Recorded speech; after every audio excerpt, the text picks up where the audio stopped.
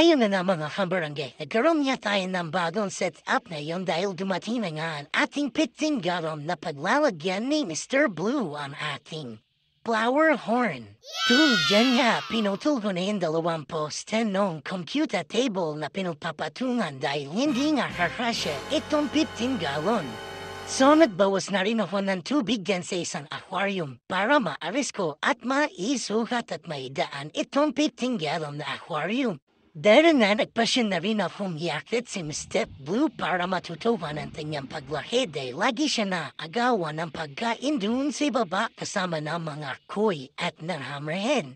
At dahil nasa bilis nilang kumain, madalas na uubusan ng pagkain si Mr. Blue. At ayan, lumapit niya ang ating anak na makulit at dahil dumating ang mag-tutor sa kanya. At ito naman ako patuloy pa rin sa aking ginagawa at tinanggal ko na ang mga LED light dyan para nga baklasin na rin itong pinagpapatunan. No, no, no, no.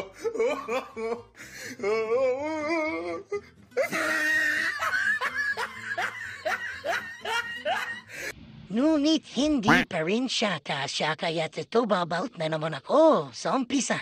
Wala tayong no choice kundi bulabugin ang ating mga isda. Ayan at alis ko na sa nilang lagayan para maalis ko rin itong patungan. At maidaan ng maayos itong pitinggaran at nakalimutan ko na nga na nakabidyo ko diyan naghubad na rin ako dahil ako'y init na dahil sa paulit-ulit na pagsugat at pagnabalik ng tangke na yan.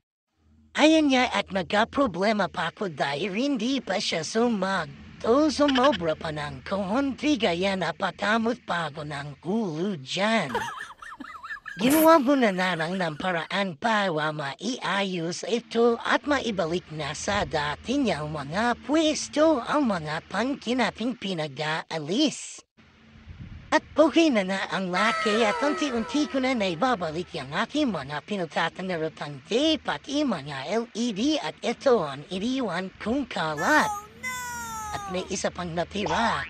At dahil nasa gabi na, ako'y nagpasyan ipagpatuloy naman bukas. At pinunuhunan na ng tubig ang tangke para ipaandarin ng buong magdamag at mailipat na bukas si Mr. Blue. Kaya't hanggang di pumalang mga kabarangay. Happy peacekeeping!